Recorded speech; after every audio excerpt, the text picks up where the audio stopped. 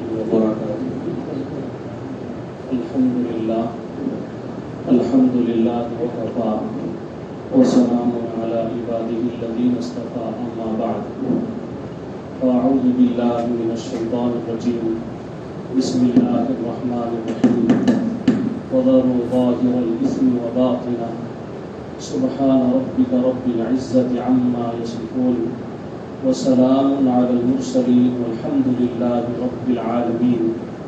اللهم صل على سيدنا محمد وعلى آل سيدنا محمد وبارك وسلم اللهم صل على سيدنا محمد وعلى آل سيدنا محمد وبارك وسلم اللهم صل على سيدنا محمد وعلى آل سيدنا محمد وبارك وسلم۔ تو کسی ایک پہلوان صاحب کو بلایا جائے جو روزانہ 6 گھنٹے جم کرتے ہو، ورزش کرتے ہو اور روزانہ 25-30 انڈے کھا لیتے ہو اور 2-3 ڈزن موز بھی کھا جاتے ہو، اور پہلوان آدمی ہو اگر اس کے سامنے بکرا لا کر رکھ دیا جائے تو پورے بکرے کو وہ ہضم کر دے، اس سے کہیں کہ جناب آپ تشریف لائیے اور ذرا اس آگ کو پکڑ کر اپنی پہلوانی بتائیے، وہ کہے گا کہ مول صاحب آپ پکڑ لیجیے، میں نہیں پکڑوں گا۔ کیوں؟ کیونکہ پتا ہے کہ اس تار کے اندر اگر بجلی پاس ہو رہی ہے، اگر میں پکڑوں گا تو میں اس کو چپکوں گا اور میرے خون کو خوش کرے گا اور میرے اوپر موت واقع ہوگی۔ اس خوف کی وجہ سے انسان جو ہے اس کو پکڑنے سے اپنے آپ کو محفوظ رکھتا ہے۔ پھر حضرت تیسری مثال یہ دیتے ہیں کہ بڑے مجمع کے اندر جیسے ہم لوگ بیٹھے ہوئے ہیں، اگر کوئی بندہ ایک بڑے تشتری کے اندر بہترین اصلی گھی کے لڈو بنا کر لے کر آئے اور یہ کہے کہ اس میں 100 لڈو ہیں، آپ حضرات ان لڈوؤں کو کھائیے گا، لیکن ان 100 لڈوؤں کے اندر سے ایک لڈو ایسا ہے جس کے اندر زہر ملا ہوا ہے، تو اب آپ بتائیے کہ ہم میں سے کون ایسا عقل مند ہوگا کہ جو اس میں سے لڈو کھانا پسند کرے گا؟ بھائی 99 تو اچھے ہیں، کھانے میں کیا حرج ہے؟ نہیں پتا کہ وہ کھانے والا لڈو وہی زہریلا ہو، تو آدمی کون سا لڈو پتا نہ ہو اور زہر کا اس کے اندر ڈر ہو تو وہ آدمی گناہوں سے اپنے آپ کو بچا لیتا ہے۔ تو بالکل گناہوں کے متعلق ہمارا بھی یہ ذہن ہونا چاہیے، ہمیں بھی یہ خوف ہونا چاہیے۔ قیامت کے دن تمام انبیاء اور پوری انسانیت کے سامنے اللہ رب العزت محشر میں ہمارے ساتھ کیا حشر فرمائے۔ ہم 2 بندوں کے درمیان میں ذلت کو برداشت نہیں کرتے تو قیامت کے دن تمام لوگوں کے سامنے کیسے ہم گناہوں کو ذلت کو کیسے برداشت کریں گے؟ اگر 5 سال کا بچہ ہمارے ساتھ موجود ہو اور ہم کوئی گناہ کر رہے ہو، بچہ دیکھ رہا ہو تو ہم گناہ نہیں کرتے، گناہ سے بچ جاتے ہیں، لیکن ہمیں یہ احساس نہیں ہوتا کہ اللہ پروردگار جو ہے ہمیں دیکھ رہا ہے۔ ایک بزرگ کے پاس ایک نوجوان آئے، آ کر کہنے لگے کہ حضرت میری نگاہ کنٹرول ہی نہیں ہوتی، کیا کروں؟ حضرت نے فرمایا کہ ٹھیک ہے، میری پہلے ایک بات تو سن لیجیے گا، میں آپ کو پھر اس کا بتاتا ہوں کہ کیا کیا جائے۔ حضرت نے فرمایا ایک فلاں علاقے میں ایک بزرگ رہتے ہیں، آپ کیا کریں کہ یہ پیالہ جو ہے دودھ سے جو بھرا ہوا ہے آپ سر پر یا ہاتھ میں پکڑ کر لے جائیں اور آپ کے ساتھ ایک آدمی کو میں بھیجوں گا، لیکن اس کے اندر سے ایک قطرہ بھی اس کٹورے کے باہر نہیں گرنا چاہیے۔ جہاں ایک قطرہ بھی کٹورے کے باہر گرے گا آپ کو پھر یہ بازو سے جوتے سے آپ کے گردن کے اوپر 2 رسی کرے گا، 2 لگائے گا جوتے کے ساتھ، جوتے سے۔ تو اس نے کہا کہ حضرت ہاں ٹھیک ہے میں کر لوں گا، ایک قطرہ بھی نہیں کروں گا۔ حضرت نے ان کو بھیج دیا۔ جب وہ اس پیالے کو لے کر وہ نوجوان چلنا شروع کیا تو اس کے ذہن کے اندر یہ بات تھی، وہ بازار سے گزر رہا تھا، عورتیں بھی گزر رہی ہیں، ادھر سے دوسرے احباب بھی گزر رہے ہیں، کہیں اس کو فکر نہیں، دماغ میں ایک ہی چل رہا ہے، اس کو کیا چل رہا ہے کہ بھائی اگر دودھ کا قطرہ نیچے گرے گا ادھر سے مجھے 2 جوتیاں پڑے گی۔ تو وہ نوجوان کیا کرتا ہے، اسی خیال سے دودھ پہنچا دیتا ہے اور وہ حضرت کے پاس آ کر کہتا ہے کہ حضرت میں پہنچا دیا ہوں، میں پہنچا دیا ہوں۔ حضرت فرماتے بہت خوش ہوتا ہے، اچھا ماشاءاللہ بہت اچھا کیا۔ پھر حضرت کہتے ہیں کہ بیٹھ جاؤ، میں سمجھاتا ہوں، تم جب یہاں سے نکلے تھے اور جب حضرت وہاں تک تم پہنچے تھے تو تم نے کتنے لوگوں کو دیکھا، کتنی نوجوان بچیوں کو دیکھا، کتنی عورتوں کو دیکھا، کیا تم نے بدنگاہی کی؟ فرمایا نہیں حضرت میں نے دیکھا. کیوں نہیں دیکھا؟ تو پھر فرمایا حضرت میرا پورا خیال اسی طرف تھا کہ کہاں دودھ گرے گا ایک قطرہ تو مجھے 2 جوتیاں پڑ جائیں گی. تو فرمایا حضرت مخاطب ہو کر کہ بیٹا تم یہ اپنے اندر دھیان پیدا کر لو کہ میں جہاں کہیں ہوتا ہوں میرے ساتھ اللہ ہوتا ہے. وَهُوَ مَعَكُمْ أَيْنَمَا كُنْتُمْ اور وَنَحْنُ أَقْرَبُ إِلَيْهِ مِنْ حَبْلِ الْوَرِيدِ. شہرت سے زیادہ اللہ تمہارے قریب ہے. أَلَمْ يَعْلَمْ بِأَنَّ اللَّهَ يَرَى. جو تم کر رہے ہو اسے اللہ دیکھ رہا ہے. جب اللہ کے دیکھنے کا اور اسی طریقے سے قیامت میں اللہ کی طرف سے عذاب ملنے کا اگر تمہارے ذہن میں خیال رہے گا، اللہ کا خوف رہے گا، تمہارے اندر خشیت رہے گی، تو پھر خود بخود تم کو گناہوں سے بچنا آسان ہو جائے گا. میں یہاں یہ حسین چہروں کو اور فنا ہونے والے چہروں کو دیکھ لوں گا اور اپنی نگاہوں کو خراب کر لوں گا اور دل کو خراب کر لوں گا تو پھر قیامت میں میرا کیا بنے گا؟ میرے دوستو ہمارے سامنے محشر کا منظر ہمارے سامنے نہیں ہوتا. ہم کیا سمجھتے ہیں محشر میں ایک میزان لگ جائے گا اور ایک پل صراط کی ایسی سے جو ہے پاسنگ وے ہوگی اور ادھر جنت ہوگی ادھر جہنم ہوگی اور میں جو ہے دیوار پر بیٹھ کر ایک تماشا دیکھ رہا ہوگا کہ لوگ جنت میں جا رہے ہیں لوگ جہنم میں جا رہے ہیں. بس لوگوں کے بارے میں آدمی یہ خیال کر لیتا ہے، اپنے بارے میں نہیں سوچتا کہ میں مروں گا، قبر میں جاؤں گا، مجھے ذکر خبر ہوگا اور قبر کے اندر مجھ سے سوالات ہوں گے، پھر وہاں عذاب عالم برزخ کے عذابات ہوں گے، اس کے بعد مجھے پھر قیامت کے دن اٹھایا جائے گا پوری انسانیت کے سامنے. میرے ایک ایک پائی کا حساب لیا جائے گا. میری ظاہر اور باطن کی پوری زندگی کو اللہ ایک ویڈیو کی طرح پورا کھول دیں گے اور اللہ تعالیٰ ایک ایک پائی کا حساب لیں گے. تو پھر میں وہاں کیا جواب دوں گا؟ مجھے پل صراط سے گزرنا ہوگا، میرا کیا بنے گا؟ اور پھر وہاں سے میزان پر جاؤں گا، میزان پر میرا کیا بنے گا؟ اللہ تبارک و تعالیٰ کے سامنے پھر میری حاضری ہوگی تو میں کس منہ کے ساتھ اللہ کے سامنے حاضر ہوں گا اور نبی علیہ السلام سے میرا مقابلہ ہوگا، میری ان سے ملاقات ہوگی تو میں کیا منہ سے نبی علیہ السلام سے ملاقات کروں گا؟ انسان ہمیشہ آخرت کا خیال آتا ہے تو دوسروں کے بارے میں سوچتا ہے، کبھی اپنے بارے میں سوچتا نہیں. جس انسان کے اندر آخرت کے متعلق ہمیشہ اپنے متعلق کیا بنے گا اس کو سوچے گا تو پھر وہ انسان گناہوں سے بچنا آسان ہوتا ہے. امام غزالی رحمۃ اللہ علیہ حضرت نے ایک عجیب بات ارشاد فرمائی. حضرت نے تو فرمایا سب سے بڑا عالم، عالم سے مراد جاننے والا، سب سے بڑا جاننے والا وہ ہے جس کے اوپر گناہوں کے نقصانات جتنا زیادہ ہوں. ہم کیا سمجھتے ہیں کہ اگر دنیا کی بات کسی سے پوچھی جائے تو بس وہ شروع ہو جائے، دین کی بات اگر کسی سے پوچھی جائے تو وہ شروع ہو جائے، ہر بات وہ کہنے لگ جائے. لیکن حضرت نے عجیب بات فرمائی کہ سب سے بڑا عالم وہ ہے جس کے اوپر گناہوں کے نقصانات سب سے زیادہ کھلے. ہمارے حضرت فرماتے ہیں کہ میں ایک دفعہ ایک میز پر بیٹھا ہوا تھا تو ایک سرجن صاحب آئے اور وہاں سب کے لیے کھانا لگایا گیا. جب کھانا لگایا گیا دسترخوان تو گوشت بھی رکھا ہوا ہے اور بہت ساری قیمتی چیزیں اور بھی اچھی اچھی چیزیں بن کر رکھی ہوئی ہیں. تو ڈاکٹر صاحب کیا کر رہے ہیں کہ وہ صرف سبزی کھا رہے ہیں. تو حضرت پوچھا کہ کیا بات ہے ڈاکٹر صاحب، بہت دیر سے دیکھ رہا ہوں کہ صرف آپ سبزی کھا رہے ہیں، کیا آپ گوشت نہیں کھاتے؟ اب اور جو ہے یہ جو بہترین ایک سے ایک چیزیں بنی ہوئی گوشت کی، آپ اس کو کیوں نوش نہیں فرماتے؟ تو انہوں نے کہا کہ حضرت اصل میں سرجن ہوں، میں لوگوں کے دلوں کو جو ہے چیرتا ہوں اور اس کے اندر کی جو چربی وغیرہ ہوتی ہے میں اس کو نکالتا ہوں. تو میں نے دیکھا جو لوگ جتنا زیادہ گوشت کھا کر آتے ہیں، میں نے ان سے ریسرچ بھی کیا، ان سے معلومات بھی کی، تو مجھے پتہ چلا کہ جو بندہ گوشت زیادہ کھاتا ہے اس کے قلب کے اوپر چربی آتی ہے. اور فرمایا جتنے لذیذ میٹھی چیزیں ہوتی ہیں جو جتنا کھاتا ہے اس کے دلوں کو، وال کے دلوں کو وہ جام کر دیتے ہیں. اسی لیے حضرت میں اجتناب کر رہا ہوں. تو حضرت فرماتے ہیں مجھے میرے ذہن کے اندر ایک خیال آیا کہ جیسے ڈاکٹر صاحب کو اپنے دل کے خراب ہونے کا ان چیزوں کے استعمال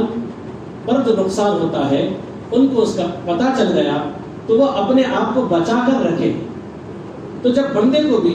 گناہوں کے نقصانات کا پتہ چلے گا، میں جھوٹ بولوں گا تو کیا بنے گا، غیبت کروں گا تو کیا ہوگا، میں نماز کو چھوڑوں گا تو کیا بنے گا، میں بدنگاہی کروں گا تو اللہ کی طرف سے کیا وعید آئے گی، اور اللہ تبارک و تعالیٰ کن کن عذابات میں دنیا کے اندر بھی اور آخرت کے اندر بھی جو اللہ تعالیٰ نے عذابات رکھے ہیں، اگر اس کا علم ہوگا تو پھر انسان اپنے آپ کو گناہوں سے اس کو اپنے آپ کو بچانا آسان ہو جائے گا۔ اور ہمیں یہ سلیقہ اور طریقہ بتایا گیا ہے کہ ہم اللہ تبارک و تعالیٰ سے خوف مانگنا چاہیے، اللہ تعالیٰ سے اللہ کی خشیت مانگنی چاہیے۔ اللہم اقسم لنا من خشیتک ما یحول بیننا و بین معاصیک۔ اے اللہ ہم آپ سے آپ کی خشیت کا وہ حصہ مانگتے ہیں جو آپ کے اور میرے درمیان میں جو گناہ کے لیے آڑ بن جاتا ہے، جو آپ کے اور ہمارے درمیان میں جو گناہ آڑ بنتے ہیں وہ گناہوں سے ہم بچنے والے بن جائیں۔ اللہ ہمیں آپ اتنی خشیت عطا فرما دیجیے، اتنا خوف عطا فرما دیجیے۔ میرے بندو، ہم اللہ کے بندے ہیں، ہمیں اللہ کا خوف چاہیے، ہمیں اللہ کی محبت چاہیے۔ اسی لیے کسی کہنے والے نے کہا، ایک ہوتا ہے اللہ کا ڈر اور دوسرا ہوتا ہے اللہ کا در۔ ہم اللہ کے محتاج بندے ہیں، ہمیں تمام نعمتیں چاہیے کہ ہمیں اللہ کا در بھی چاہیے اور ہمیں اللہ کا ڈر بھی چاہیے۔ جب بندے کو اللہ کا ڈر نصیب ہوتا ہے وہ گناہوں سے بچ جاتا ہے، اور جس بندے کو اللہ کا در نصیب ہوتا ہے وہ اللہ تعالیٰ کے عاشقوں میں شامل ہو جاتا ہے۔ اسی لیے مشائخ نے یہ بات بتائی ہے، اگر کوئی بندہ یہ چاہے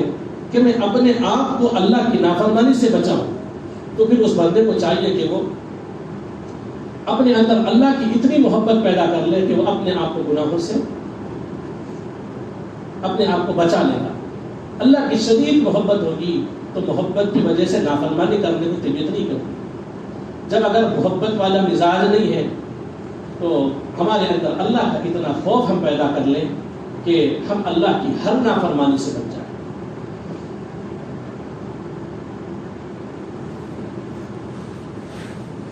جب بندے کے اندر اللہ کا خوف آتا ہے، حضرت سلیمان بن یسار رحمۃ اللہ علیہ یہ حج کے سفر کے لیے یہ بھی نکلے، ان کا قافلہ بھی نکلا، تو راستے میں ہوا کہ ان کے پاس کھانے پینے کی چیزیں کچھ کم ہو گئی۔ اب جیسے جب کھانے پینے کی چیزیں کم ہو گئی تو ان کے ساتھیوں نے کہا کہ حضرت ہم جاتے ہیں اور جا کر جو ہے کچھ کھانے پینے کا انتظام کر لیتے تاکہ آئندہ کے سفر کے لیے ہمارے لیے آسانی ہو جائے۔ اب یہ بزرگ جو ہے اپنے خیمے کے اندر تھے، نماز پڑھ رہے تھے، عبادت میں مشغول تھے، تو کچھ دیر کے بعد دیکھا کہ کوئی ایک خاتون ہے جو خیمے کے داخلے کے پاس کھڑی ہوئی ہے اور کچھ آوازیں کر رہی ہے۔ تو حضرت یہ سمجھے کہ کوئی سائل خاتون ہے، اس کو شاید کھانے کی ضرورت ہو، اپنے پاس جو کچھ ہے تھوڑا بہت لے کر اس کو دے دیں گے، تو وہ دینے کی نیت سے گئے۔ تو اس خاتون نے کہا کہ مجھے کھانا نہیں چاہیے، مجھے تو وہ چیزیں چاہیے جو مرد اور ایک عورت کے درمیان میں چیزیں ہوتی ہیں، مجھے آپ نے اپنی خواہش پوری کیجیے۔ جیسے اس عورت نے کہا، ان کے دل کے اندر یہ خیال گزرا، اچھا شیطان کو مجھ سے ابھی بھی امید لگی ہوئی ہے کہ میں بوڑھا ہو گیا ہوں، تو بھی میرے ساتھ ابھی امید لگی ہوئی ہے کہ میں اللہ کی نافرمانی کروں۔ اور اللہ کا خوف اتنا دل کے اندر آیا، وہ رونا شروع کر دیا، اتنا روئے کہ وہ عورت ان کے رونے کو دیکھ کر وہ وہاں سے چلی گئی۔ اس کے بعد وہ رات سوتے ہیں تو خواب میں یوسف علیہ السلام کی ان کو زیارت ہوتی ہے، تو وہ کہتے ہیں کہ آپ کا مقام کتنا اچھا ہے اور آپ کتنے عظیم اور لائق ستائش ہے کہ آپ کو زلیخا نے گناہ کی طرف جب دعوت دی تو آپ نے کہا ہے تلک، تو آپ تو بچ گئے، اپنے آپ کو بچا لیا۔ تو یوسف علیہ السلام کی طرف مخاطب ہو کر فرمایا، میں تو نبی ہوں اور انبیاء کے ساتھ اللہ کی مدد خاص ہوتی ہے، اللہ کی مدد کی وجہ سے میں بچ گیا۔ بڑا کمال تو آپ کا ہے کہ آپ جو ہے نبی تو نہیں ہیں لیکن ایک نبی کی امتی ہے، امتی ہوتے ہوئے آپ ایک اللہ کے ولی ہیں، تو ولی ہوتے ہوئے آپ نے اپنے آپ کو گناہ سے بچا لیا، آپ نے تو میرے سے بڑا کمال کا کام کر دیا۔ اللہ اکبر کبیرہ۔ تو اللہ تبارک و تعالی اس امت کے بعض اولیاء کو بھی ایسے ایسے مقامات عطا فرماتے ہیں اور وہ کاموں کی توفیق عطا فرماتے ہیں جو پچھلے انبیاء نے ان کاموں کو کیا تھا۔ تو جب اللہ کا ڈر انسان کے دل کے اندر آ جاتا ہے، جم جاتا ہے، تو پھر انسان یہ نہیں دیکھتا کہ میں تنہائی میں ہوں، میرے ساتھ کوئی نہیں ہے، کوئی نہیں مجھے دیکھ رہا، اور یہ نہیں سوچتا کہ مجمع کے اندر سارے لوگ ہیں تو سارے لوگوں کے سامنے میں گناہ کروں۔ وہ ظاہر میں بھی گناہوں سے بچتا ہے اور باطن کے اندر بھی گناہوں میں بچتا ہے۔ حضرت صحابہ کرام رضی اللہ تعالیٰ اجمعین ایک شہر سے رومیوں نے اپنی عورتوں کو، جب صحابہ اس شہر سے گزر رہے تھے تو انہوں نے کہا کہ بھائی ان کے ساتھ تو اللہ کی مدد ہوتی ہے، اب ان کے اللہ کی مدد کو ان کے ساتھ روکنے کا ایک ہی طریقہ ہے۔ عورتوں کو کہا کہ آپ اپنے لباسوں کو اتار دیجیے اور ننگی جو ہے راستوں کے اندر کھڑی ہو جائے۔ اب جیسے صحابہ کی وہ جو جماعت تھی، اس کے جو امیر تھے، جب ان کو پتہ چلا تو انہوں نے کہا، قرآن مجید کی آیت تلاوت کی اور تمام لوگوں سے کہا کہ قل للمؤمنین یغضوا من ابصارہم، مومن مردوں سے کہہ دیجیے کہ وہ اپنی نگاہوں کو نیچے رکھیں۔ جب امیر قافلہ نے یہ کہا تو تمام صحابہ نے اور دیگر لوگوں نے اپنی نگاہوں کو نیچے کیا اور وہ وہاں سے پہنچ گئے مدینہ منورہ۔ جب مدینہ طیبہ پہنچے تو لوگوں نے ان سے حالات پوچھے کہ وہاں کے محلات کیسے ہیں اور وہاں کی کیسے کیسے جو ہے سڑکیں بنی ہوئی ہیں، ان لوگوں نے سوالات کیے تو انہوں نے کہا کہ وہاں کی عورتوں نے اس طریقے سے عمل کیا اور اس وقت میں امیر جماعت نے ہمیں یہ بات بتا دی، قل للمؤمنین یغضوا من ابصارہم، کہ اللہ کا حکم ہے کہ مردوں کو کہ وہ اپنی نگاہوں کو نیچی کریں، تو ہم میں سے ہر ایک نے نگاہوں کو اتنی نیچے رکھا کہ ہمیں پتہ ہی نہیں کہ آزو بازو ان کے محلات کیسے ہیں، ان کی عمارتیں کیسی ہیں، اور ہم مدینہ طیبہ پہنچے۔ اللہ اکبر کبیرہ۔ جب ان کے دلوں کے اندر اللہ کے حکم کی عظمت اور اللہ تعالیٰ کی ذات کی خشیت جب ہوتی ہے تو پھر انسان اپنے آپ کو گناہوں سے ایسے بچا لیتا ہے۔ تابعین کے اندر سے بزرگ گزرے ہیں عبداللہ ابن رباح رحمۃ اللہ علیہ، یہ امام اعظم ابو حنیفہ رحمۃ اللہ علیہ کے اساتذہ میں ہیں، ان کا نام آتا ہے، اور امام بخاری رحمۃ اللہ علیہ نے بھی ان کے واسطے سے روایتیں نقل کی۔ ایک مرتبہ اللہ رب العزت نے ان کے دل کے اندر ایک الہام فرمایا، اے عطا اپنے بندوں، میرے بندوں سے یہ کہہ دو کہ جب یہ گناہ کرنا چاہتے ہیں تو مخلوق جہاں سے دیکھتی ہے ان تمام دروازوں کو بند کر لیتے ہیں۔ آپ ان سے کہہ دیجئے کہ جس دروازے سے خالق دیکھتا ہے، اللہ دیکھتا ہے، وہ اس دروازے کو بھی بند کر لے۔ ایسی دنیا کے اندر یا جہاں پورے عالموں کے اندر کہیں ایسی جگہ نہیں ہے دوستو کہ جہاں کے اللہ نہ دیکھتے، لیکن جب بندے کے قلب کے اندر اللہ کی خشیت آتی ہے، اللہ کے دیکھنے کا یقین جم جاتا ہے اور اللہ کی معیت نصیب ہو جاتی ہے اور اللہ کا قرب نصیب ہو جاتا ہے، اور جب وہ اللہ کے دوستوں میں شامل ہوتا ہے، اللہ تبارک و تعالیٰ اس کے اوپر شیطانوں کو مسلط ہونے سے بھی اللہ بچا لیتے ہیں۔ ان عبادی لیس لک علیہم سلطان، جو میرے بندے ہیں ان پر قطعاً تیرا بس نہیں چلے گا۔ اللہ تبارک و تعالیٰ نے شیطان کا بس چلنے اس بندے کے اوپر نہیں دیتے۔ رابعہ بصریہ رحمہ اللہ رحمۃ اللہ علیہ جب تہجد کے لیے اٹھی تھی تو اس نے اللہ تبارک و تعالیٰ سے دو دعائیں کی تھی کہ اس نے فرمایا، اے اللہ رات کے اس پہر میں دنیا کے جتنے بادشاہ ہیں تمام بادشاہوں نے اپنے دروازوں کو بند کر لیا ہے، اللہ آپ کا دربار ابھی بھی کھلا ہوا ہے، اللہ میں آپ کی بندی آپ کے سامنے دامن کو پھیلاتی ہوں کہ اللہ تبارک و تعالیٰ کی عظمت عجیب انداز میں بیان کی۔ اس کے بعد انہوں نے ایک دعا کی، وہ کیا دعا کی؟ وہ اللہ سے فرماتی ہے، اے اللہ آپ نے جیسے آسمان کو زمین پہ گرنے سے بچائے رکھا ہے، اے اللہ مجھ پر بھی شیطان کو مسلط ہونے سے آپ ایسے بچائے رکھا۔ اللہ اکبر کبیرہ۔ تو جب بندے کے اندر اللہ رب العزت کا خوف آتا ہے اور اللہ رب العزت کی طرف رجوع کرتا ہے تو اللہ تبارک و تعالیٰ ان بندوں کی بندیوں اور بندوں کے زبان سے ایسے اچھے الفاظ نکلوا دیتے ہیں کہ ان کے لیے بھی باعث خیر ہوتا ہے اور آنے والوں کے لیے اس کے اندر سبق چھپا ہوا ہوتا ہے۔ ہمارے حضرت ایک مثال دے کر بات سمجھاتے ہیں، ایک دوست کسی دوست سے ملاقات کے لیے چلا جائے اور جب وہ دوست کے گھر پر جائے تو اس کے گھر پر وہ پالتو کتا رکھا ہوا ہو، اور یہ ہے کہ دوست گھر میں بیٹھا ہوا ہے اور پالتو کتا کھلا ہوا دروازے کے پاس ہے، وہ جیسے آپ کو دیکھے گا دروازے کے قریب جائیں گے گیٹ کے، وہ بھونکنا شروع کر دے گا۔ اب یہ بھونکنا جب شروع کرتا ہے کتا، تو اب دوست کو بلائیں گے کیسے؟ اب ایک طریقہ ہے کہ خود کتے سے الجھ جائیں، تو بولیں گے یہ تو سمجھداری کا کام نہیں ہے کہ اگر اس سے الجھیں گے تو وہ کاٹے گا، پھر انسان کو بیمار ہونا پڑے گا، تو یہ تو عقل کہتی ہے کہ بھئی ایسا الجھنے والا نہ سمجھے والا کام مت کیجیے۔ پھر ایک طریقہ یہ ہوتا ہے کہ آپ کیا کریں کہ وہاں جو گھنٹی لگی ہوئی ہوتی ہے بیل کا کھٹکا، اس کو آپ دبا دیں تو دوست کو آواز پہنچ جائے گی، یا پھر آپ موبائل کا دور ہے تو موبائل کے فون سے آپ ایک کال کر کے اس کو بتا دیں کہ بھائی دوست میں آیا ہوں، تیرے گیٹ پر کھڑا ہوا ہوں، تیرا کتا جو ہے بیچ میں یہ آڑ بنا ہوا ہے۔ تو جیسے اس کا دوست اپنے گھر سے نکل کر کتے کو اشارہ کرتا ہے اسے، تو وہ دبک کے بیٹھ جاتا ہے اور دوست آسانی کے ساتھ اندر آ جاتا ہے اور دوست سے ملاقات ہوتا ہے۔ حضرت یہ مثال دے کر فرماتے ہیں، بلکہ یہ مثال حضرت تھانوی رحمۃ اللہ علیہ نے بھی دی ہے، تو حضرت اس کو بیان کرتے ہیں۔ یہ جو شیطان ہے یہ کتے کی طرح ہے، یہ کتا شیطان جو ہے ہم کو اللہ سے ملنے نہیں دیتا۔ اللہ نے جو ولایت کا عمومی درجہ ہر کلمہ کو عطا فرمایا ہے دوستی کا،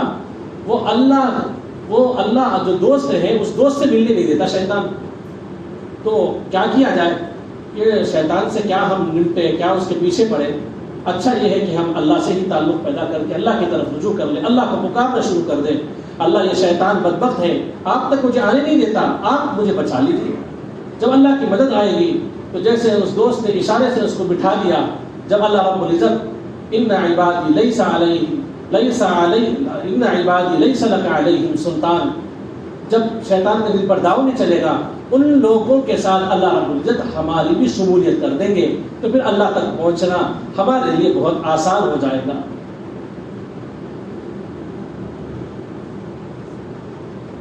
اور دوسری بات یہ ہے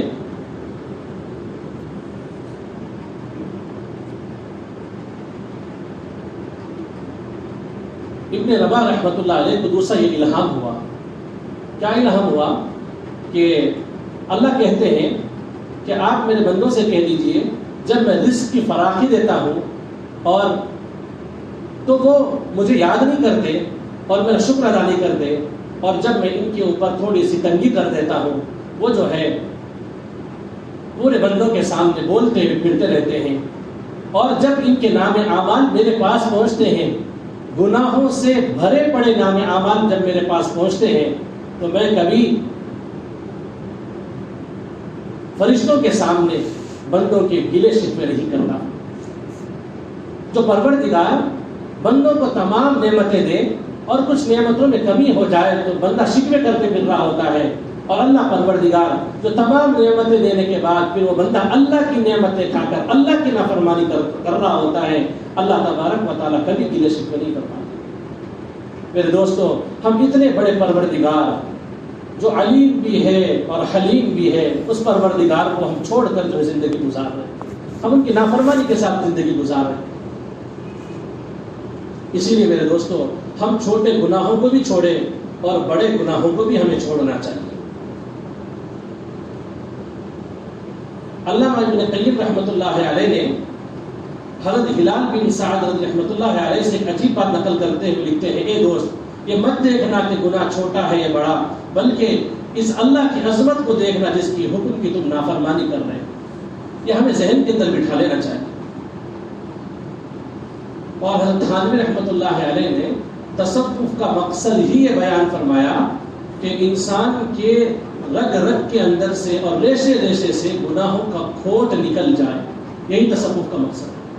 اور تصوف ہر انسان کو تصوف کی ضرورت ہے، جیسے میں نے شروع میں ذکر کیا،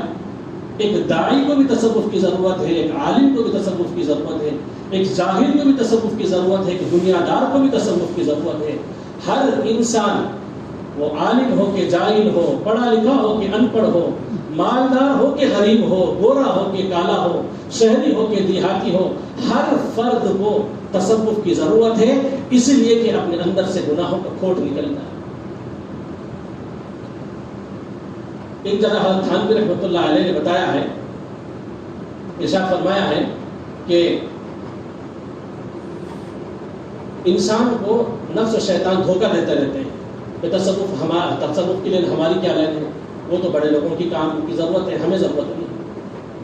تصوف کی اس فرد کو ضرورت ہے جو اپنی زندگی کے اندر جب اس کا زندگی کا جائزہ لے گا وہ اپنے اندر گناہ پاتا ہے تو اس کو تصوف کی ضرورت ہے۔ اور کوئی آدمی نماز کے اندر کھڑے رہے اور اس کو حضوری نصیب نہ ہو تو ایسے بندے کو تصوف کی ضرورت ہے۔ ہم اگر اپنی زندگی کا جائزہ لیں گے ہمارے اندر گناہ بھی موجود ہے اور ہمارے اندر نماز کے اندر حضوری بھی موجود نہیں ہے۔ اسی لیے میرے دوستوں تصوف کی ضرورت ہے ہر ایک کو۔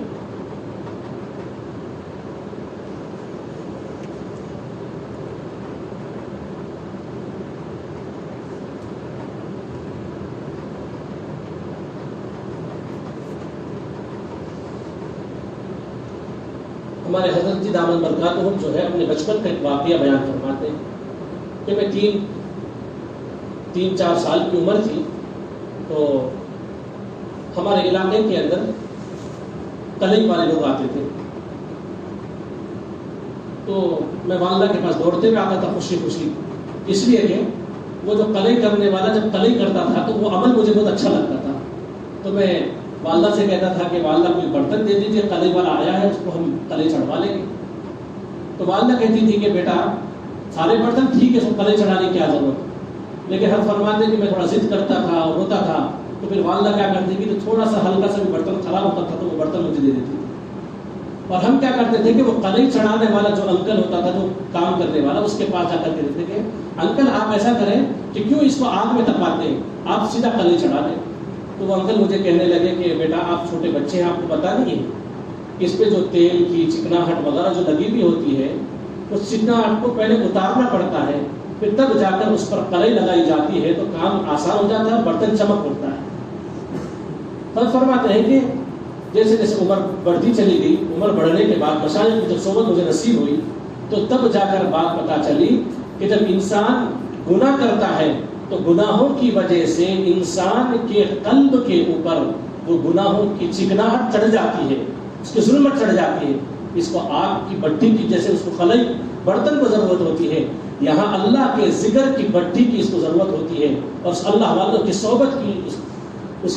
ان کی صحبت کی گرماہٹ کی ضرورت ہوتی ہے، تب جا کر اس کی جو چکناہٹ ختم ہو جاتی ہے دل کی، اور تب جا کر اللہ کی محبت کا رنگ اور اللہ تعالیٰ کے ذکر کی جو پالش ہوتی ہے وہ پالش قلب کے اوپر چڑھتی ہے۔ حدیث مبارکہ میں نبی علیہ السلام نے یہ بات ارشاد فرمائی کہ اللہ تبارک و تعالیٰ نے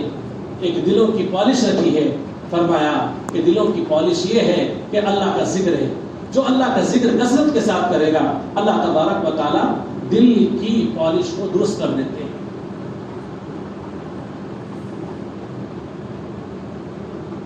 اور گناہوں کے اندر اللہ رب العزت نے نقصان رکھے ہیں۔ نجاست کی دو قسمیں ہوتی ہیں، نجاست حکمی ہے اور ایک نجاست حقیقی ہے۔ جو نجاست حقیقی ہوتی ہے جیسے کہ عورتوں کو کچھ ایام گزرتے ہیں، اگر 1000 دفعہ بھی اس عورت کو غسل کرا دیا جائے تو وہ نجاست حقیقی کے اندر ہی رہے گی۔ اور جو کافر ہوتے ہیں، مشرک ہوتے ہیں، یہ نجاست حکمی ان کو ہوتی ہے کہ اللہ تعالیٰ کی طرف سے ان کا حکم ہے کہ یہ نجس ہے۔ یہ گناہ بھی جو ہوتے ہیں یہ بھی ایک نجاست ہوتی ہے انسان کے اوپر، اس نجاست کو دور کرنا پڑتا ہے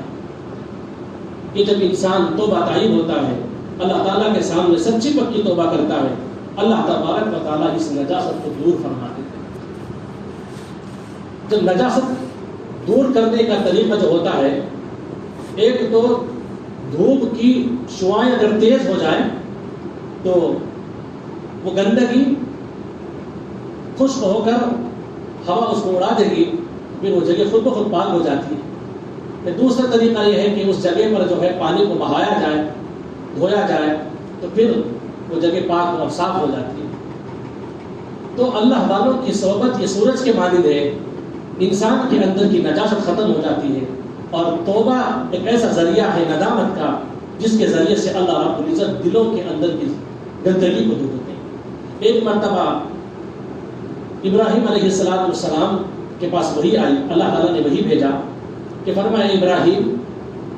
تم اپنے دل کو دھو لیا کرو۔ ابراہیم علیہ السلام نے پوچھا کہ اللہ میں دل کو کیسے دھوؤں کہ پانی نہیں جاتا؟ فرمایا کہ ندامت کے آنسو یہ آپ کے دل کو دھو کر رکھتے ہیں۔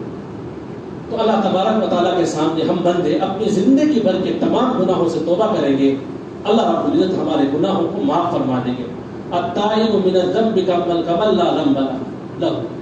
جو بندہ گناہوں پر توبہ کرتا ہے ایسا ہے جیسا کہ اس نے گناہ ہی نہیں کیا، اللہ گناہوں کو معاف فرما دے۔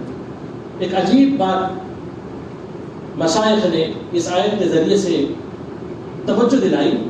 اللہ رب العزت کو وہ بندے محبوب ہیں، ان اللہ یحب التوابین ویحب المتطہرین، اللہ کو وہ بندے بہت زیادہ محبوب ہیں جو اپنے ظاہر کو پاک رکھتے ہیں، کپڑوں کو اپنے جسم کو پاک صاف رکھتے ہیں، اللہ کو وہ بندے بہت پسند ہیں۔ اور اللہ کو وہ بندے بھی پسند ہیں جو اپنے اندر کے باطن کو، جو گناہوں کی ظلمت ہے توبہ کے ذریعے سے اس کو جو پاک رکھتے ہیں، اللہ رب العزت کو ایسے بندے بہت محبوب ہیں۔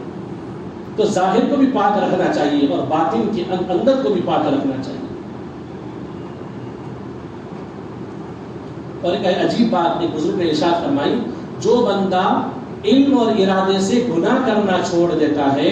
اللہ رب العزت اس کے دعاؤں کو رد کرنا اللہ پاک چھوڑ دیتے ہیں۔ یعنی جو بندہ ارادے سے گناہوں کو چھوڑ دیتا ہے، اللہ اس کے دعاؤں کو ہمیشہ قبول فرماتے ہیں۔ اگر ہم میں سے کوئی چاہے کہ مجھے اللہ مستجاب الدعوات بنا دے، تو اس بندے کو چاہیے کہ اپنے ارادے سے گناہ کرنا چھوڑ دے، علم اور ارادے سے۔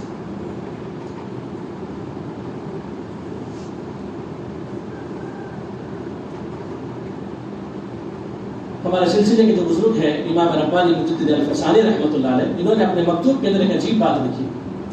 فرمایا کہ ایک اللہ کے بزرگ تھے، ایک اللہ کے بندے تھے اور بزرگ تھے،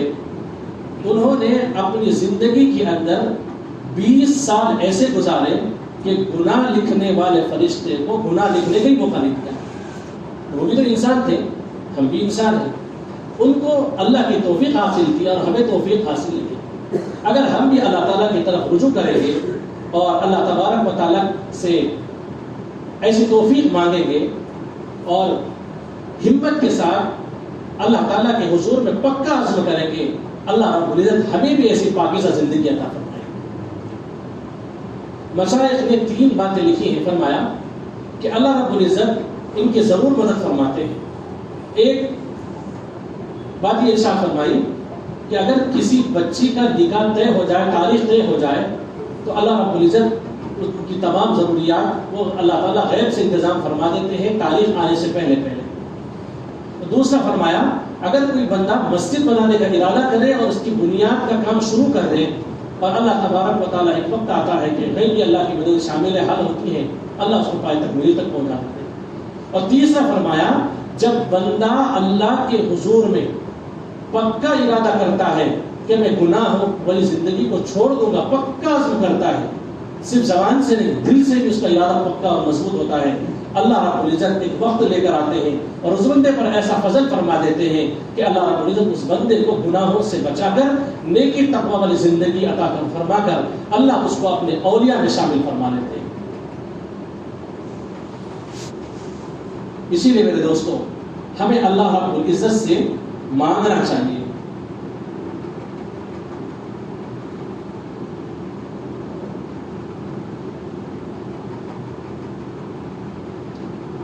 اسی لیے جب بندہ اللہ والوں کی صحبت میں آتا ہے اور جب اس کو اس کے دل کی گرہ کھل جاتی ہے، اس کو احساس ہوتا ہے کہ میں بہت غفلت کے ساتھ زندگی گزارا ہوں، اس کے دل کے اندر جب ندامت پیدا ہوتی ہے تو انسان کو چاہیے کہ اس وقت میں پکا ارادہ کرے۔ کیونکہ امام ربانی مجدد الفسانی رحمۃ اللہ علیہ نے اپنے مکتوب میں عجیب بات لکھی ہے، جو بندہ بزرگوں کے پاس فیض حاصل کرنے کے لیے جاتا ہے تو اور جب اس کو یہ چیز کا احساس ہوتا ہے کہ میں اللہ کی نافرمانی کر دیا ہوں، تو جب بندہ پکا عزم کرتا ہے تو اللہ رب العزت کی اس وقت میں رحمتوں کا نزول ہوتا ہے اور اللہ رب العزت بندے پر مہربان ہوتے ہیں اور بندے کے گناہوں کو معاف فرما دیتے ہیں۔ اور خواجہ عبید اللہ احرار رحمۃ اللہ علیہ ہمارے سلسلے کے بہت بڑے بزرگ ہیں، اللہ نے مال کی خوب ریل پھیل عطا فرمائی تھی۔ آپ حضرات جو ہے یہاں سونے کا کام کرتے ہیں، میں سنا ہوں یہاں سونے کا کام زیادہ ہوتا ہے، تو اللہ نے حضرت کو اتنا سونا عطا فرمایا تھا، جس ہم لوگ گھروں کے اندر گائے بیل بھینس ہوتے ہیں تو جس لکڑی سے ان کی رسی کو باندھتے ہیں، اس کو کھوٹا کہتے ہیں،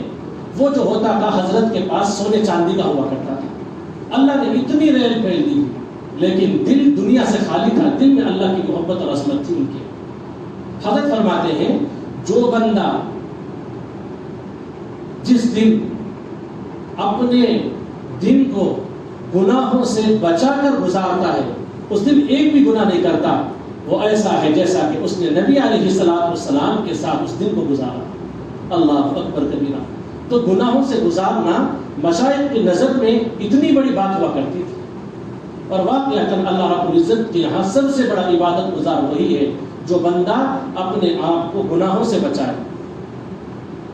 اور یہ جو ندامت کے جو آنسو ہوتے ہیں میرے دوستوں،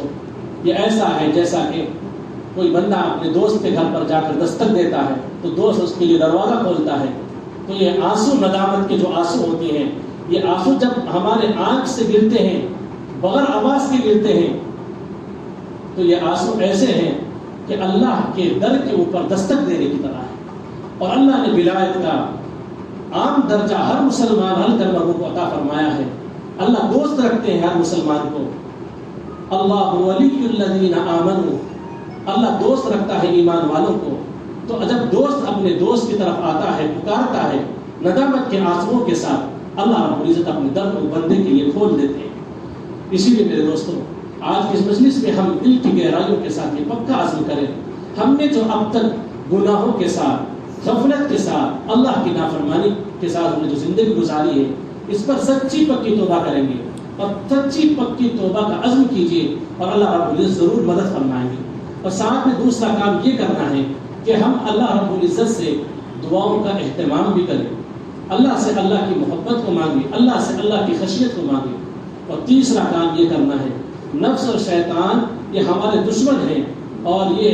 ہمیں کس وقت دھوکہ دیں گے، ہمیں ان کے دھوکوں کا علم نہیں ہے۔ ہم سمجھتے ہیں کہ نیکی کر رہے ہیں، لیکن وہ ہمیں مزین کر کر دھوکہ دے رہے ہوتے ہیں۔ اسی لیے ہمیں چاہیے کہ ہم کسی ولی کامل کے ساتھ ہر انسان وابستہ ہو جائے، جس کی طرف دل مائل ہوتا ہو، دل اطمینان کرتا ہو۔ اللہ نے دنیا کے اندر اولیاء کو رکھا ہے، جب تک اللہ کا قرآن رہے گا اس وقت تک اولیاء زندہ رہے گی دنیا کے اندر۔ اللہ نے ایمان والوں کو حکم دیا ہے، یا ایھا الذین آمنوا اتقوا اللہ وکونوا مع الصادقین، اے ایمان والو تم تقوی اختیار کرو اور نیک لوگوں کی صحبت کو اختیار کرو۔ تو اولیاء کی صحبت کا حکم اللہ دے اور دنیا اور اللہ کی زمین کے اوپر کوئی ولی باقی نہ رہے، ایسا نہیں ہو سکتا ہے۔ جب تک اللہ کا قرآن ہے، جب تک اللہ کا قرآن رہے گا تو اللہ کا حکم تازہ رہے گا، اور جب تک اللہ کا حکم رہے گا اس وقت اولیاء دنیا کے اندر زندہ رہیں گے، اور اولیاء آتے رہیں گے اور جاتے رہیں گے۔ اسی لیے میرے دوستو، ہم میں سے ہر ایک کو اس کی ضرورت کو سمجھنا چاہیے کہ اپنے آپ کو کسی ولی کامل کے ساتھ وابستہ کر لیں، تاکہ میرے اندر سے معصیت ختم ہو جائے اور مجھے اللہ کی محبت نصیب ہو جائے اور میں اللہ کا دوست بن جاؤں۔ اللہ تبارک و تعالی ہم سب کو جو ہے ولی کاملین کی صحبت عطا فرمائے، اور اللہ رب العزت ہمارے اندر کی جو گناہوں کی نحوست ہے، معصیت جو بھرے پڑے ہیں، اللہ ان تمام معصیتوں کو ختم فرما دے، اور اللہ اپنی محبت عطا فرمائے، اور اللہ اپنی خشیت عطا فرمائے۔ وآخر دعوانا ان الحمد للہ رب العالمین۔ ہمارے حضرت کا یہ معمول ہے کہ جہاں کی حضرت واعظ و نصیحت فرماتے ہیں وہاں حضرت توبہ کے کلمات پڑھاتے ہیں، تو آپ تمام حضرات سچے دل کے ساتھ اس بات کا ارادہ کر لیجئے کہ میں اب تک جتنے گناہ ہماری زندگی گزارا ہوں اس پر سچی پکی توبہ کر رہا ہوں۔ اور اس کے علاوہ اگر کسی آپ حضرات میں سے کسی فرد کا یا کسی کا اگر دل میں اس عاجز کی طرف رجحان کرنے کی اگر تربیت کر رہی ہے کہ میرے اندر سے گناہ ختم ہو جائے، اللہ کی محبت مل جائے، معصیت کی ذلت میرے اندر سے نکل جائے اور طاعات کی عزت میرے اندر آ جائے، اللہ دے دے، اگر ایسا جذبہ اور ارادہ بنتا ہے کہ اس عاجز کی طرف رجوع کریں، بیعت کا اگر ارادہ بنتا ہے تو آپ حضرات بیعت کی نیت کر لیجیے۔ اگر ارادہ نہیں بنتا ہے تو توبہ کی تو ہم میں سے ہر ایک کو ضرورت ہے، مجھے بھی توبہ کی ضرورت ہے، آپ کو بھی توبہ کی ضرورت ہے، نیک کو بھی توبہ کی ضرورت ہے، گناہگار کو بھی توبہ کی ضرورت ہے، کیونکہ اللہ کی شان بہت بڑی ہے۔ نیک آدمی ہے تو وہ اللہ کی عبادت ویسے نہیں کر سکتا جیسے اللہ کی شان ہے، ایک گناہگار ہے تو گناہ گار بندے کو تو توبہ تو کرنا ہی چاہیے گناہوں کی وجہ سے، سب کو توبہ کی ضرورت ہے۔ تو جو دو نیتیں اکٹھا کرنا چاہ رہے ہیں وہ دو نیتیں اکٹھا کر لیں، اگر ایک نیت تو سب کو کرنی ہے۔ ان کلمات کو سچے دل کے ساتھ پیچھے پیچھے پڑھیے گا۔ بسم اللہ الرحمن الرحیم، لا الہ الا اللہ محمد رسول اللہ، آمنت باللہ وملائکتہ وکتبہ ورسلہ والیوم الآخر والقدر خیرہ وشرہ من اللہ تعالی والبعث بعد الموت، آمنت باللہ کما ہوا باسمائہ وصفاتہ وقبلت جمیع احکامہ اقرار باللسان وتصدیق بالقلب، اشہد ان لا الہ الا اللہ واشہد ان محمدا عبدہ ورسولہ، استغفر اللہ ربی من کل ذنب واتوب الیہ برحمتک یا ارحم الراحمین۔ ان کلمات کو پڑھنے سے ہم سب تو بتائی ہو گئے ہیں۔ جو حضرات بیت ہو چکے ہیں وہ چند معمولات کا اہتمام کریں کہ اللہ تعالیٰ دل کو منور فرمائیں۔ سب سے پہلا عمل ہے صبح شام 100 مرتبہ استغفار، استغفر اللہ ربی من کل ذنب واتوب الیہ۔ دوسرا عمل ہے صبح شام 100 مرتبہ درود شریف کا اہتمام ہو، اللہم صلی علی سیدنا محمد وعلی آل سیدنا محمد وبارک وسلم۔ تیسرا عمل ہے روزانہ قرآن مجید کی تلاوت کا اہتمام ہو، ایک پارہ ہو تو بہت اچھا، آدھا پارہ صحیح، او پارہ صحیح، ایک رکوع صحیح، چند آیتیں صحیح، لیکن ہو تلاوت روزانہ ضرور۔ اور جن احباب کو قرآن مجید تجوید سے پڑھنا نہیں آتا ہو وہ قرآن مجید تجوید سے پڑھنے کا سیکھیں اور اہتمام کریں۔ روزانہ 10 منٹ اگر کسی حافظ صاحب کے یہاں یا مولانا صاحب کے یہاں یا کسی قاری صاحب کے یہاں بیٹھ کر آپ گزاریں گے تو چند مہینوں کے اندر انشاءاللہ آپ کی قرآن درست ہو جائے گی۔ اس کے بعد میں تلاوت کریں، اس سے پہلے تلاوت نہ کریں۔ اور چوتھا عمل ہے وقوف قلبی، دست بکار دل بیاں، ہاتھ پیر کام کاج میں لگے ہوئے ہوں، ہمارا دل اللہ کی یاد میں لگا ہو۔ اللہ نے مختلف اعضاء بنائے ہیں اور ہر اعضو کا اپنا اپنا کام ہے۔ آنکھ کا کام دیکھنا ہے، کان کا کام سننا ہے، تو دل کا کام کیا ہے؟ محبت کرنا ہے اور یاد کرتے رہنا ہے۔ تو اللہ کو یاد کرتے رہیں کہ سوچتے رہیں کہ اللہ میرے ساتھ ہے، اللہ مجھے دیکھ رہا ہے، تو وقتاً فوقتاً زبان سے اللہ اللہ بولتے رہیں، کام کاج میں مصروف رہیں۔ یہ تو 4 کام ہے۔ 5واں کام ہے مراقبہ۔ مراقبے کرنے کا طریقہ بہت آسان ہے، اور مراقبے کا جو ذکر، جس کو ذکر سری کہتے ہیں، ذکر خفی بھی کہتے ہیں، اور ذکر خامل بھی اس کو کہا گیا ہے حدیث مبارکہ کے اندر، کہ خاموش اللہ کو یاد کرنا۔ شیخ الحدیث مولانا زکریا صاحب نور اللہ مرقدہ نے یہ بات لکھی ہے کہ جو زبان سے ذکر کیا جاتا ہے ذکر جہری، اس پر بھی 70 گنا فضیلت ہے ذکر سری کے اوپر، جو بندہ اللہ سے دل سے اللہ کو یاد کرتا ہے۔ تو مراقبے کی بڑی اہمیت ہے کہ جب لطیف قلب کے اوپر مراقبہ ہوتا ہے کہ جو چیسٹ ہے لیفٹ سائڈ کا، اس کے 2 انچ نیچے لطیف قلب ہوتا ہے، دل ہوتا ہے، وہاں نیت کرنی ہوتی ہے کہ آنکھوں کو بند کر کر خیال سے کہ اللہ کی رحمت آ رہی ہے، میرے دل میں سما رہی ہے، دل سے ظلمت دور ہو رہی ہے، میرا دل اللہ اللہ اللہ کہہ رہا ہے۔ کہ 15-20 منٹ کا مراقبہ آپ کریں گے تو اللہ تعالیٰ دل کو منور فرمائیں گے۔ اس پر مراقبہ کرنے سے اتنا فائدہ ہوتا ہے، جتنے قسم کے بھی شہوات ہوتے ہیں، جنسی ہو، کھانے پینے کی ہو یا لباس کی ہو، اور دیگر شہوتیں ہو، خواہشات ہو، اللہ تبارک و تعالیٰ تمام خواہشات کو شریعت کے دائرے کے اندر محدود کر دیتے ہیں لطیف قلب میں مراقبہ کرنے کی وجہ سے۔ بہرحال ان اسباب کے متعلق ذکر کریں گے تو پھر لمبی گفتگو ہو جائے گی۔ تو جو احباب بیت ہیں، بیت کی نیت کیے ہیں، وہ حضرات ان معمولات کو کریں، 5 معمولات کو۔ اہم ان معمولات کے اندر سے وہ یہ ہے کہ مراقبہ سب سے زیادہ اہمیت رکھتا ہے۔ ہمارے بیت ہونے کا فائدہ ملنا شروع ہوتا ہے مراقبے کے ذریعے سے۔ اور چھٹا کام یہ کریں کہ رابطے شیخ کریں، کہ جس سے بھی ہمارا رابطہ ہو، کچھ احباب پہلے سے پیر بھی اور مشائخ سے بیعت بھی ہیں یہاں پر، اپنے شیخ کے ساتھ رابطہ رکھیں آپ حضرات بھی، اور جو احباب ابھی بیعت میں اس حدیث سے اپنا تعلق جوڑے ہیں وہ حضرات بھی رابطہ ضرور رکھیں گے۔ رابطے کے بغیر سلوک طی نہیں ہوتا۔ جب آپ رابطہ رکھیں گے، ذکر کے اور کیفیات اور اپنے اندر کی گناہوں کو کھل کر سنائیں گے تو پھر ہوگا کہ آپ کی اصلاح ہوگی، تربیت ہوگی۔ کبھی بھی ڈاکٹر بیمار کو برا نہیں سمجھتا، بیماری کو برا سمجھتا۔ مشائخ بھی روحانی ڈاکٹر کی طرح ہوتے ہیں، یہ بیماری کو برا سمجھتے ہیں، روحانی بیماریوں کو۔ کبھی اس بیمار کو برا نہیں سمجھتے، انسان کو برا نہیں سمجھتے، اس کی بیماری کو برا سمجھتے ہیں۔ ایک وقت آتا ہے کہ آدمی جب ان کی ساتھ جڑ جاتا ہے، وابستہ ہو جاتا ہے،